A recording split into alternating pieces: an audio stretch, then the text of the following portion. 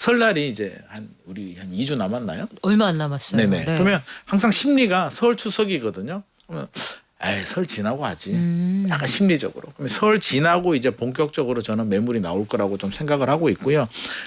5월 9일까지 계약이잖아요. 우리 작년 토지거래가 구역도 그 눈치 작전. 하루 전까지. 네. 그러니까 저는 4월에서 5월 9일 네. 전에 아마 극심한 눈치 작전과 급매물도 나오고 사려는 분들은 또 그때까지 기다릴 수도 있기 때문에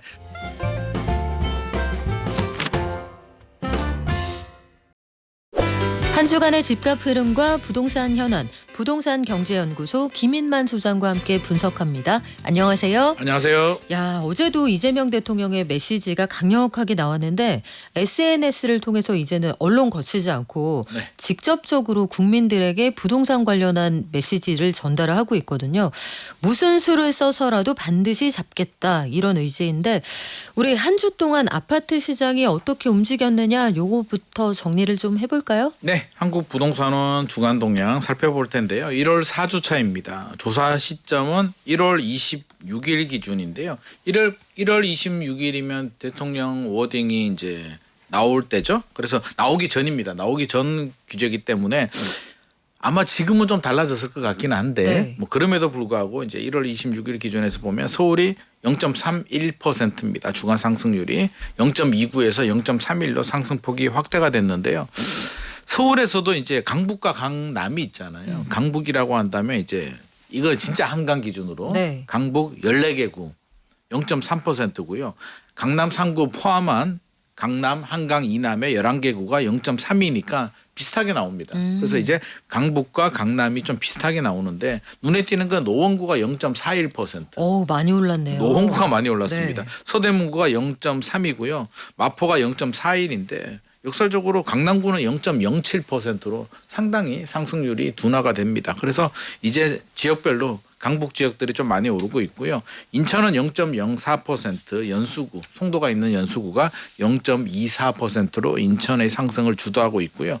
경기도는 0.13%인데 용인 수지가 0.58%. 0.58이면은 송파가 한참 달리기 시작했던 그 시점. 그렇습니다. 그 정도 상승률. 그래서 용인 수지 상승폭이 굉장히 좀 높다는 생각이 좀 드는데 분당으로 접근하지 못하는 분들이 용인 수지로 좀 발걸음을 돌린 것 같고요. 광명시도 0.48%. 반면에 미분양이 많은 평택시는 마이너스 0.13%니까 지역별로 온도 차이는 큽니다.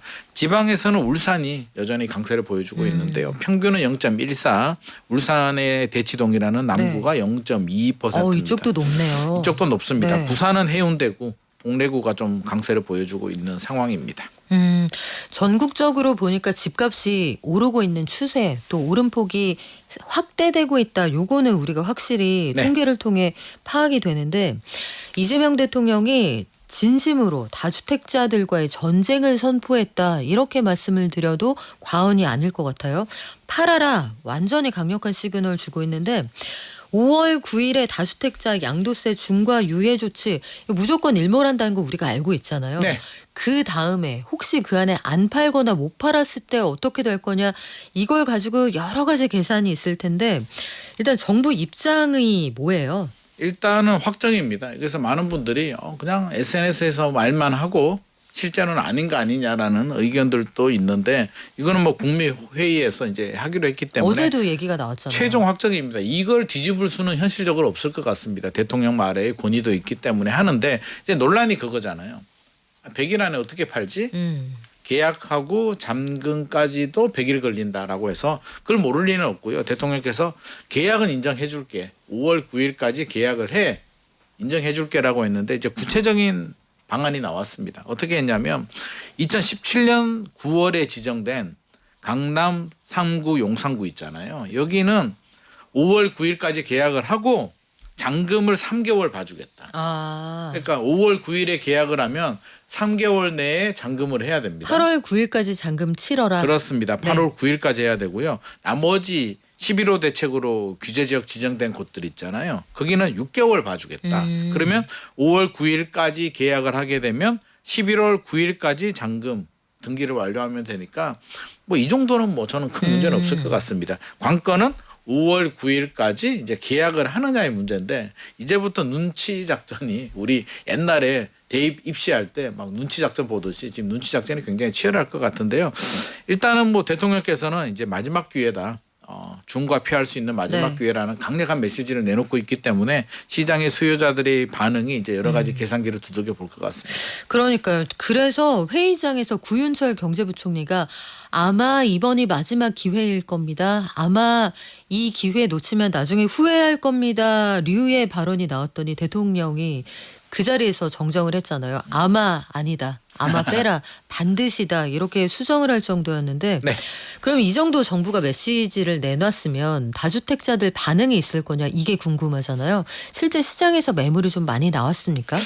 반응이 없을 수는 없죠. 당연히 반응이 있는데요. 일단 강남구 같은 경우는 이제 의견이 분분합니다. 일단은 매물은 11.7% 증가한 거로 나오긴 했습니다. 그래서 1월 초에 7,122건이었는데 대통령 발언 이후에 7,956건인데 서초구도 11% 정도 늘어납니다. 그래서 이게 대통령 발언 때문에 늘어난 건지 1월이라서 늘어난 건지는 이제 의견이 분분한데 저는 영향을 줬다고 한 생각합니다. 7,800건 정도 늘었다. 네. 왜냐하면 여러 부류의 집주인들이 있거든요. 다주택자들 중에서도 팔 생각이 전혀 없는 분들도 있고 올해 팔려고 나름대로 계획했던 분들도 있고 계획을 하지 않았음에도 불구하고 중과세가 싫은 분들도 있고 있으면 어떤 식으로든 저는 매물은 늘어난다고 생각을 합니다. 그럼 늘어나면 어떤 매물이 늘어나는가?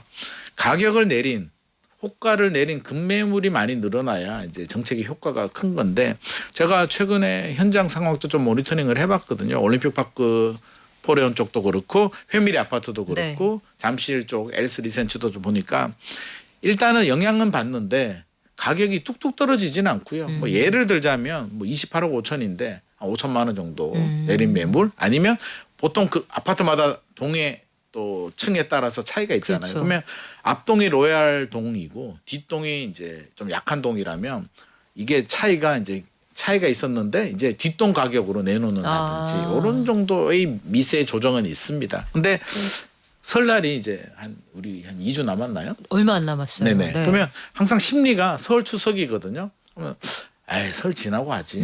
약간 심리적으로. 그러면 설 지나고 이제 본격적으로 저는 매물이 나올 거라고 좀 생각을 하고 있고요.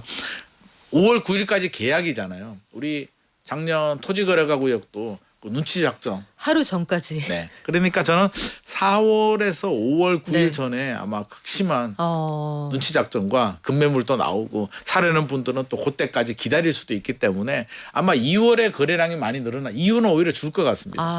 2월, 3월 줄고 어떻게 움직이는지 좀 보고. 집을 사려는 분들도 네. 이제 자금이 되시는 분들은 살 수 있잖아요. 아니야. 나 2월은 안 살 거야. 나 4월 마지막까지 가볼 거야라는 분들이 있기 때문에 4월 중순 넘어가고 아마 계약도 늘어나고 굉장한 눈치 작전 뭐 여러 가지 일들이 발생을 할 것 같습니다.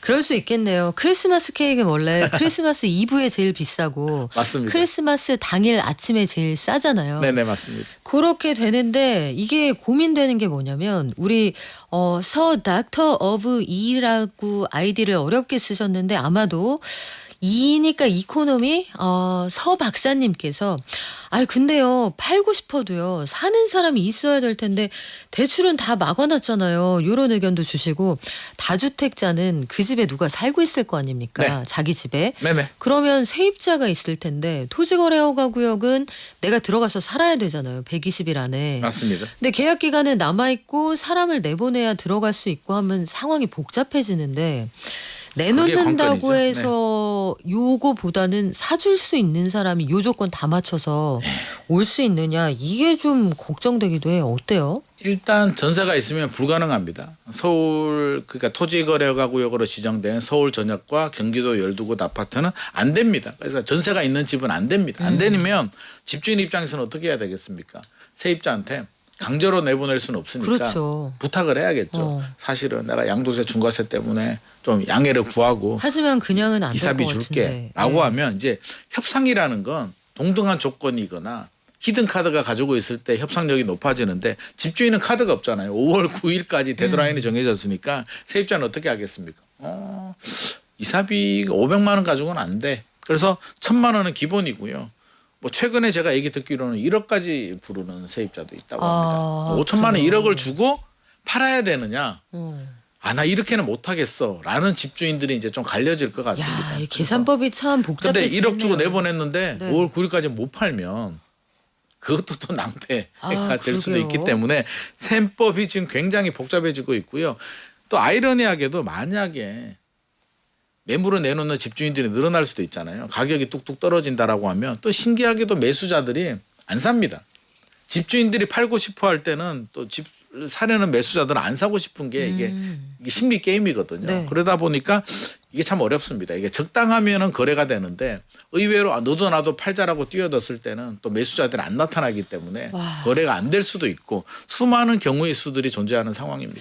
지금 그래서 요게 여기에서 끝나는 게 아니라 다주택자가 내놓을 금매를 잡기 위해 내 집을 좀 싸게 금매로 내놓는다. 요런 고차원의 다항 야. 방정식까지 등장을 했더라고요. 이게 개포동에 보니까 그 네. 신축 아파트 있잖아요. 네네. 거기에서 아니 여기 충분히 고층에 가능하죠. 좋은 쪽인데 왜 2억 원을 싸게 팔았을까? 싸게 내놨을까 물어봤더니 다주택자 급매물 그거를 날짜를 맞추려고 제가 제 집을 싸게 팝니다. 요런 효과도 있다고는 하는데 맞습니다. 아니, 시장에서 그리고 야당에서 이런 주장도 하잖아요. 청와대 참모 중에도 다주택자 많은데 거기서부터 솔선수범 좀 하시죠. 이 이준석 대표 이런 사람들이 이런 거 주장하던데 네. 실제로 청와대 안에 다주택자가 많은가요? 뭐 실제로 이제 있는 거로 나옵니다. 53명 중에 12명이 다주택자로 이제 조사가 되고 있고요. 그 중에 또 8명은 1주택자인데 거주하지 않는 1주택자가 있는 거로 나옵니다. 그러면 이게 38% 정도 되거든요. 그러니까 우리 지금 현 정부의 투기 기조에 맞지 않는 분이 38% 정도 되는데 이게 사실은 이게 참 어렵습니다. 저는 개인적으로 본다면 이분들이 진짜 투기했을까라고 생각해 본다면 실제로 개인을 보게 되면 다 이유가 있거든요. 뭐 한 채는 내가 살고 있고 나머지 한 채는 뭐 부모님이 사는 경우들도 있고 여러 가지 경우의 수가 있는데 이게 다주택자는 무조건 나빠라는 기준을 적용하다 네. 보니까 결국에는 이 프레임에 지금 갇히게 되는데 오늘 뉴스를 보니까 이 청와대 참모들이 매각 진행을 한번 해보겠다라는 그런 메시지도 나옵니다. 그래서 네. 이게 솔선수범이 굉장히 중요하거든요.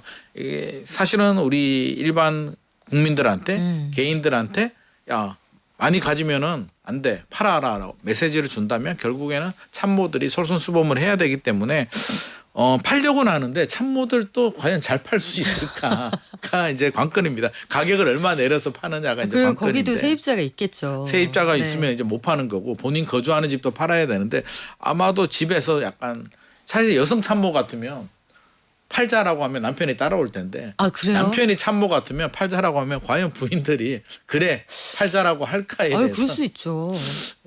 제가 부인이면은 야 쉽지 않아요. 차라리 네가 그만둬라라고 할 수도 있기 때문에 그 가정 사정도 문재인 정부 때는 사실 이게 실패했습니다. 팔아라고 했는데 안 근데 팔았고요. 지방에 있는 거 팔고 서울에 똘똘한 한 채로 가신 분도 뭐 그런 계셨고. 분들도 계시고 네. 해서 이번에도 이제 여러 가지 경우의 수가 나오는데 참 이게 어떻게 보면 이게 솔선수범이 중요하긴 하면서도 좀 그렇습니다 이게. 그래요. 이게 일단 동참하기로 한다 이런 입장은 전해진 것 같은데 시장 상황이 또 어떻게 달라질지 이건 저희가 지켜봐야겠습니다. 다주택자 양도세 중과 관련해서 이거 시점 지나고 나면 지방선거 이후에 과세 무겁게 보유세 물린다 이 얘기 나올 것 같지 않아요, 소장님? 저는 당연히 다음 수순으로. 99% 네. 보유세를 올립니다. 왜냐하면 자 우리가 생각을 해보게 되면은요. 양도세를 올립니다. 그러면 생각이 최고 세율이 이제 3주택자들은 82.5%까지 되거든요. 82.5%면 10억이 남으면 8억을 세금 내야 되는데 2억이 남느냐라고 하면 뭐 대출 이자도 내야 되고 보유세도 내야 되고 하면 실질적으로 마이너스입니다. 그러면 안 팔 거거든요. 근데 안 팔면 당연히 매물 잠김 현상이 생기게 되고 입주 물량도 부족한데 매물이 안 나오게 되면 공급이 절벽이 됩니다. 그럼 정부가 압박을 주는 카드는 2개가 있습니다. 압박이라기보다는 매물을 나오게 하는 방법이 2가지가 있는데 하나는 이제 당근과 채찍입니다. 그러면 지금 보유세를 올리겠다는 건 이제 채찍 전략이죠. 너 안 할 거야? 안 팔 거야? 세금 더 무겁게 한다. 매년 보유세 내려면 너 진짜 힘들 거야. 그냥 중과세라도 팔아. 라고 이제 채찍을 하는데 문재인 정부 때는 이게 좀 실패를 했고요. 매물이 네. 잠겼습니다. 그래서 아마도 보유세를 인상한다면 문재인 정부 때보다도 더 올려야 되는데 올리는 것만큼 또 조세 저항 이 반발이 생길 수도 있기 때문에 그 부분이 고민 포인트가 될 것 같고요. 제 생각에는 저는 당근을 주는 것도 좀 좋은 방법이 아닐까 네. 생각을 합니다. 그러면 물론 이렇게는 안 하겠으나 저 같으면은 예를 들어서 집주인이 KB 시세 대비 10% 저렴하게 팔면 기본 세율 45%에서 10%포인트 깎아줄게라고 하면 그래? 그럼 20억 아파트 10%면 18억에 팔면 세금을 더 깎아줄 수 있으니까 집주인도 세금 혜택 받아서 좋고 사려는 분들은 급매물 사서 좋고 정부는 그래도 거래가 되니까 취득세 뭐 양도세 받을 수가 있으니까 좋고 서로가 다 좋은 방법이 아닐까. 이런 방법도 저 개인적으로는 살짝 정책이 왜냐하면 그런 게 있거든요. 문재인 정부 때 했던 보유세 인상, 양도세 중과세를 또 반복하게 되면 이게 학습 효과가 있기 때문에 아 그래 우리 예상했어 뭐 이렇게 하겠어라고 하는데 전혀 다른 당근 대책도 한번 꺼내놓으면 보유세는 올라갈 것 같은데 이 기회에 팔고 똘똘한 한 채로 가고 그냥 뭐 주식 투자도 한번 해볼까라고 생각하시는 분들이 저는 생각보다 많이 나올 것 같습니다. 아 그래요. 이게 매매만 가지고 말고 당근도 주면서 이 강원책을 함께 쓰고 아이디어로 풀어야 되는 문제가 많지 않을까 이런 생각도 들고요. 근데 이게 또 경매 시장은 또 따로 흘러가는 모양이에요. 경매 시장은 요즘에 좀 분위기가 많이 올라왔다 이런 얘기가 있던데요. 네, 경매는 분위기가 좋습니다. 왜냐하면 토호제를 피할 수 있기 때문입니다. 토호제를 피한다는 얘기는 이제 실거주하지 않고 전세 끼고 살 수도 있다는 거기 때문에 많은 분들이 관심을 가지는데요.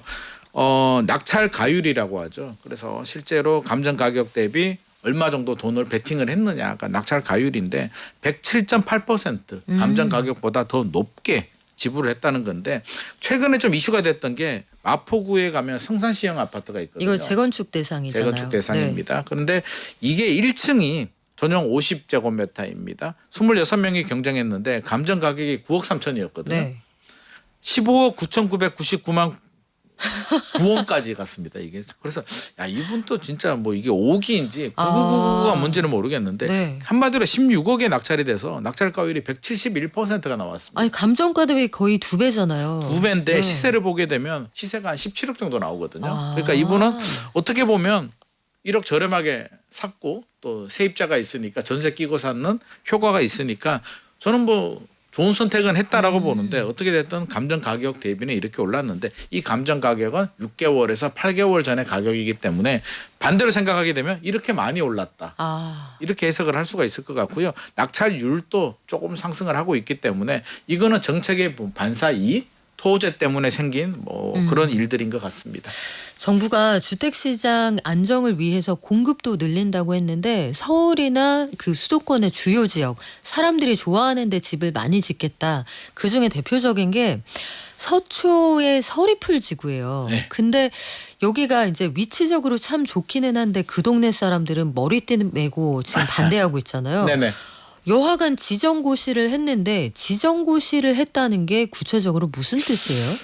주택 공공주택지구로 이제 지정고시가 됩니다. 지정고시가 된다는 얘기는 실질적으로 이제 진행을 한다는 얘기고요. 이제 이후 단계를 보게 되면 지구 지정하고 계획 수립하고 지작물 조사 그 위에 있는 이제 뭐 나무를 심었던지 뭐 집이 있는지 이런 걸 조사한 다음에 2029년 착공 예정이라고 합니다. 1지구가 있고 2지구가 있거든요. 2지구는 주민들의 반발이 좀 심한 것 같습니다. 아직 못했고 1지구에 18,000가구 정도를 공급을 하겠다는 건데 일단은 우리 MB 정부 때 생각을 해보게 되면 저는 그런 생각은 듭니다. 18,000원 공급되는 거 좋죠. 좋은데 이게 임대가 얼마나 나올지 분양이 얼마나 나올지는 모르겠는데 MB 때 생각해 보게 되면 반값 아파트 기억나시나요? 세곡 내곡동에. 거기 지금 그게 이명박 대통령 때였죠. 네, 한 2만 세대 정도. 그렇습니다. 그게 상당히 히트를 쳤거든요. 그러면 저는 이왕 하는 거 요것도 한번 반값으로 한번 해봤으면 어땠을까라는 아쉬움도 들고요. 아직 뭐 가격은 안 나왔는데 시장의 수요자들은 그렇잖아요. 2029년 착공이 될까 말까? 그럼 2033년 정도 입주를 할 텐데 기다려봐? 봐라? 라는 고민에 빠졌을 때 미끼를 하나 딱 던져주게 되면 야 반값이야. 무슨 그러면 생각해? 기다릴 유인이 되죠. 야, 포모하지 말고 지금 무리하게 불안한 마음에 사지 말고 기다릴래? 기다려줄래라고 하면 반값이면 내가 한번 기다려볼게라는 심리적인 효과가 있기 때문에 저는 그런 전략들도 지금은 좀 사용해야 될 때가 아닌가 생각을 하고 있습니다. 여기 주민들이 막 반대하고 그러면 들어갈 수 있나요? 저는 개인적으로 주민들한테도 좀 인센티브를 좀 줘야 되지 않겠습니까? 그래서 뭐 우선 배정을 좀 해준다든지 네. 이렇게 좀 당근책을 해서 같이 좀 협의를 하는 이런 정책이 필요하고요. 스피드가 생명입니다. 그래서 빨리빨리 진행. 그러니까 숫자도 중요하지만 스피드가 더 중요하거든요. 용산 국제업무지구도 서울시는 8천이잖아요. 정부는 10,000. 네.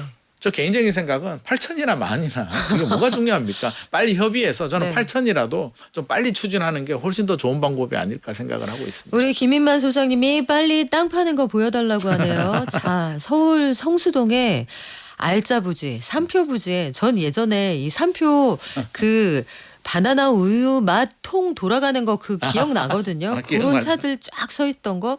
근데 79층 글로벌 미래 업무지구 조성이 본격화된대요. 이 네. 구체적으로 어떻게 되는 겁니까? 이게 뭐 거의 핵심 알짜배기 땅 중에 하나인데 2022년에 이미 철거는 들어갔고요. 이제 서울시하고 사업자하고 이제 협상을 계속했습니다. 사전 협상인데 서울숲 일대에 이제 개발을 하게 되는데 한마디로 79층의 업무 주거 상업 뭐라 그럴까요? 약간 코엑스 같은 느낌? 뭐 그런 게 이제 대규모로 개발이 됩니다. 복합 단지로 개발이 되기 때문에. 강북엔 그런 게 없잖아요. 그래서 저는 네. 필요하다고 보는 게 용산 또 국제업무지구가 아파트만 짓는 것보다는 네. 왜냐하면 강남에 다 집중이 되어 있기 때문에 균형 개발을 하려면 강북에 아파트가 필요한 게 아니라 이런 업무 시설들, 상업 시설들이 필요하거든요. 그래서 저는 굉장히 의미가 있다. 그래서 용산 국제업무지구와 더불어 성수에도 이런 게 생긴다면 균형 발전에도 도움이 되고 결국에는 강남 집중화 현상도 해결하는데 많은 도움이 될 것 같습니다. 이것도 빨리 스피디하게 좀 빨리 좀 실력을 보여주면 좋을 것 같습니다. 그러면 그쪽 일대는 가격에 또 한 번 영향을 받을 테고 그렇습니다. 강남 말고 강북에도 했는데 다리 하나 건너면 압구정 아니에요? 너무 가깝잖아요. 좋죠. 그렇죠, 그렇죠. 자, 129 공급 대책을 두고 서울시하고 정부가 대립각을 세우고 있는데 국토부 장관도 이제는 정비구역 지정이나 해제할 수 있는 법안이 여당에서 발의가 됐어요. 네. 이게 실제로 처리될 가능성이 높아 보이는데 되면 뭐가 달라집니까?